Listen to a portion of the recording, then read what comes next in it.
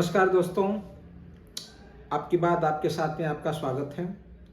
उम्मीद करता हूं कि आप भी स्वस्थ होंगे, सुखी होंगे। दोस्तों, आज मैं चर्चा करने वाला हूं उत्तर प्रदेश के अधिकारियों के भ्रष्टाचार के मामले में। दोस्तों, आप सब जानते हैं कि योगी जी जब से उत्तर प्रदेश में मुख्यमंत्री बने हैं, दिन ब दिन सुधार करते जा रहे हैं। चाहे वो इंफ्रास्ट्रक्चर के मामले हो, चाहे और कई मामले हों, चाहे अपराधियों के मामले हों, जो वसूली होती थी, जो गुंडागर्दी होती थी, वो सारी चीज़ें बंद हो गई हैं। मतलब एकदम से नहीं बंद हो गई हैं, लेकिन है कुछ हद तक उसके ऊपर अंकुश लगा है। लेकिन आज मैं जो चर्चा करने जा रहा हूँ आपसे, वो ऐसे भ्रष्टाचार के बारे में है जो निचले स्तर के अधिकारियों तक है। 4 नवंबर 2025 को मैंने एक आरटीआई फाइल किया आरटीआई में कि जैसे गांव में जो काम होते हैं उन कामों को लेकर के मैंने जो जो सारी डिटेल है मांगने के लिए मैंने कुछ उनके पास जो जो मुझे चाहिए थे उसके बारे में मैंने लिखा। वो क्या क्या है मैं आपको बता रहा हूँ। कार्य का नाम, मतलब कौन सा कार्य हुआ, कार्य का संक्षिप्त विवरण दीजिए, कार्य के लिए स्वीकृति राशि, कार्य स्वीकृत होने की तिथि, कार्य समाप्त होने की तिथि अथवा चालू कार्य की स्थिति, कार्य कराने वाली एजेंसी का नाम, कार्य शुरू होने की तिथि, कार्य समाप्त होने की तिथि, कार्य के लिए ठेका किस दर पर दिया गया, कितनी राशि का भुगतान किया जा चुका है, कार्य के रेखाचित्र की प्रमाणित प्रति, कार्य कराने का निर्णय कब और किस आधार पर लिया गया, इससे संबंधित दस्तावेजों की प्रमाणित प्रति उपलब्ध कराएं। उन अधिकारियों कर्मचारियों का नाम व पद बताएं जिन्होंने कार्य का निरीक्षण किया और भुगतान की स्वीकृति दी। कार्य के वर्क ऑर्डर रजिस्टर एवं लेबर रजिस्टर मास्टर रोल की प्रति उपलब्ध कराएं। उपरोक्त ग्राम पंचायत में वर्ष 2010 से 2025 के दौरान कार्यों योजनाओं पर होने वाले खर्चों की जानकारी निम्न विवरण के साथ दें।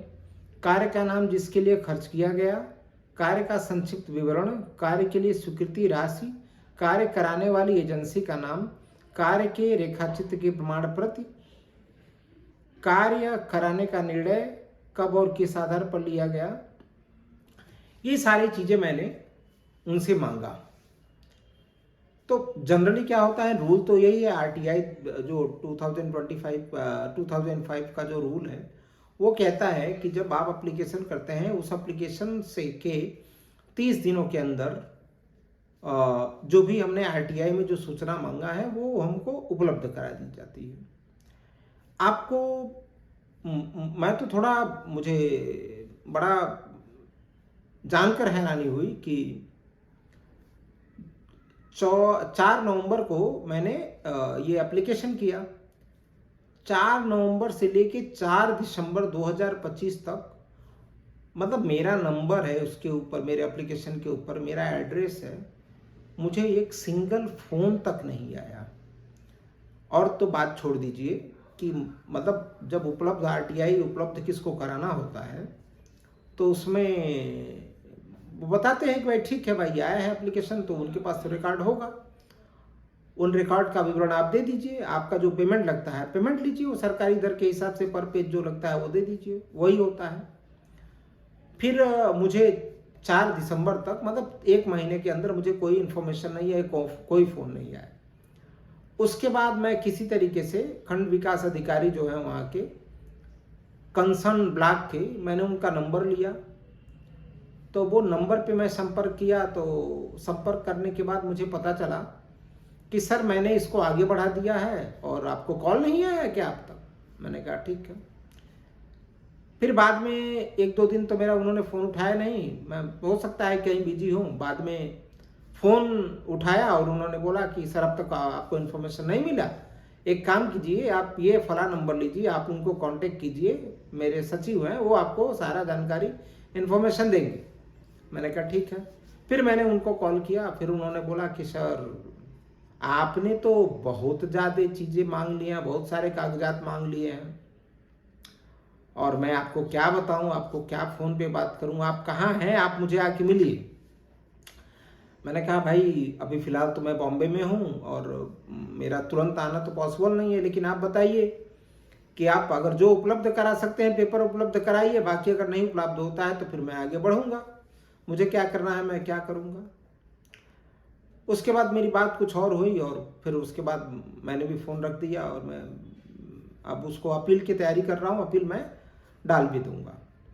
लेकिन एक चीज़ तो मुझे समझ में आया, तो मैंने 2010 से लेके 2025 तक के मैंने रिकॉर्ड मांगे थे।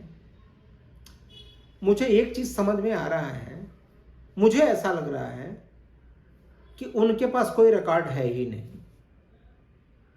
अब तो ऑनलाइन भी कुछ रिकॉर्ड अवेलेबल होते हैं, मैंने उसके ऊपर देखा, मैं गया तो ना मतलब उसमें भी सीधा सिंपल उसमें कोई रिकॉर्ड अवेलेबल नहीं। नो डाउट अभी 2014 के बाद से जो चीज़ें हैं ऑनलाइन होते होते होते होते कई राज्यों में, मुझे लगता है 2017 या 18 या 19-20 के बाद से ऑनलाइन सारी चीज़ें होने चालू हुई, क्योंकि उसके पहले तो ऑनलाइन पोर्टल था ही नहीं। जब अखिलेश जी की सरकार थी ऐसा कुछ होता था, सब रजिस्टर में एंट्री होता था, चेक से पैसे मिलते थे या तो प्रधान उनको डायरेक्टली कैश में देते थे, तो घपला तो होता ही था। लेकिन मेरा मानना है कि मुझे ऐसा लग रहा है कि जो मैंने आरटीआई मांगा है उनके पास उसका कोई डेटा ही अवेलेबल नहीं है। अगर डेटा अवेलेबल होता तो 100% वो डेटा रिफ्लेक्ट करता ऑनलाइन भी, ऑनलाइन तो रिफ्लेक्ट ही नहीं कर रहा है। और मैं मांग रहा हूं जब, तो उसमें भी अधिकारीगण आनाकानी कर रहे हैं। और ये मैं नहीं सर, मैं आप जितने उत्तर प्रदेश के रहने वाले हैं ना, मैं उनको कह रहा हूं सर, अगर मेरी बातों के ऊपर विश्वास ना हो ना कि मतलब ऐसा हो रहा है नहीं हो रहा है, क्यों तो आप ना एक काम कीजिए, मैं आरटीआई का फॉर्मेट, आप मुझे मेरा नंबर पे आप कॉल कर दीजिए, मैं आरटीआई का फॉर्मेट आपको दे दूंगा। आप एक आरटीआई आप वो सबमिट कीजिए। आप सबमिट करने के बाद आपको पता चल जाएगा कि हकीकत क्या है। मैं पूरे उत्तर प्रदेश की बारे में बात कर रहा हूं, खासकर ग्रामीणांचल, ग्रामीण जो प्रधान से संबंधित जो कार्य होते हैं। मैं बड़ा नहीं मांगा था कि ना जिला परिषद का मांगा था, ना विधायक का, ना सांसद, ऐसा मैंने कुछ नहीं मांगा था। मैं केवल मेरे गांव से संबंधित मैंने आरटीआई फाइल किया था। भाई बता दो हमारे इन 10-15 सालों में क्या हुआ हमारे गांव में, उसका डेटा मुझे दे दो। और मुझे लग रहा है कि उनके पास वो डेटा है नहीं, और अगर रहता तो मुझे अवेलेबल करा देते, उपलब्ध नहीं करा रहे हैं। यहां तक कि उन्होंने कहा कि भाई सर आप तो एडवोकेट हैं, आप आरटीआई एक्टिविस्ट की का काम क्यों कर रहे हैं। मैंने कहा भाई मैं आरटीआई एक्टिविस्ट नहीं हूं, लेकिन चूंकि मैं उस गांव का नागरिक हूं तो मुझे जानना है कि मेरा ये जानने का अधिकार है कि भाई हमारे गांव के प्रधान लोगों ने क्या काम किया, क्या नहीं काम किया। क्योंकि काम तो नहीं कुछ किया है, ये तो है, लेकिन कितना खाया, कितना बजट पास आया, कौन से काम में कितनी धनराशि आई, किस काम के लिए आई, वो तो जानना, वो जानूंगा तब तो मैं आगे कुछ उसमें कर सकता हूं। तो एक चीज तो समझ में आ गया मुझे कि नहीं, उन लोगों के पास कोई डेटा नहीं है। और जितने प्रधान से लेकर के और जितने भी अधिकारी जो उन कार्यों का सैंक्शन करते हैं या उसका इन्वेस्टिगेशन करते हैं या अप्रूवल लेते हैं या पेमेंट का अप्रूवल करते हैं, उन लोगों ने इस तरीके से उस साठगांठ करके काम किया है कि उसका डेटा नहीं उन्होंने रखा। लेकिन एक बात तो कंफर्म है भाई, पेमेंट का आवंटन जो हुआ है सरकार में, उसका तो लेखा जोखा जरूर होगा। किस कार्य के लिए वो आवंटित किया गया है उसका लेखा जोखा तो जरूर होगा। अब वो अलग बात है कि वो काम हुआ है कि नहीं हुआ है, वो अलग बात है। लेकिन काम तो जनरली जो आवंटित हुए हैं, जो पैसे आए हैं, वो तो 101% पैसे आए ही हैं। और ज्यादातर काम जो है वो मनरेगा के ही थ्रू हुआ है। और आपको भी पता है कि मनरेगा में पूरे भारत में जो है केवल 2014 से 2025 तक का आंकड़ा बता रहा हूं, 11.5 लाख करोड़ आवंटित हुआ है। 11.5 लाख करोड़, मतलब कोल घोटाला जानते हैं कितने का था? 3 लाख करोड़ का था। और मीडिया ने पूरा इतना बवाल मचाया था कि मतलब पूरे देश की अर्थव्यवस्था ही खत्म हो गई। 2G घोटाला, 2G घोटाला के बारे में कितना बड़ा बवाल हुआ था, कितने लोग अरेस्ट हुए थे, सीबीआई की इंक्वायरी हो गई, ईडी की इंक्वायरी हो गई, फलाना ढिमाका, निकला कुछ नहीं, उन्होंने भी उसको रफा दफाई कर दिया, सबका जमानत हो गया, सब लोग मतलब मिली जुली सरकार हो गए हैं, सब लोग एक दूसरे के साथ फोटो सेशन करते हैं। बस क्या हुआ उस मैटर का मुझे भी कुछ नहीं पता है, मुझे क्या मतलब, बेल सबका हुआ है, अभी वो मैटर का क्या होगा क्या नहीं होगा वो अलग बात। लेकिन आपको हमको भी ये जानने का अधिकार है ना कि भाई 11.5 लाख करोड़, जो चाहे वो सेंट्रल गवर्नमेंट से कुछ पैसे गए होंगे, कुछ स्टेट गवर्नमेंट के पैसे लगे होंगे, लेकिन पैसे तो भाई लगे हैं ना।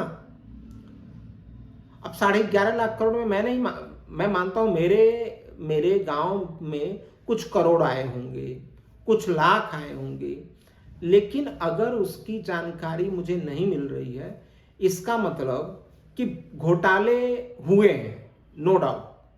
ये साबित होता है इन बातों से कि घोटाले बहुत नीचे स्तर तक के हुए हैं, क्योंकि अगर मिलता तो समझ में आता था। लेकिन मैं आगे बढ़ूंगा, ऐसे छोड़ने वाला नहीं हूं।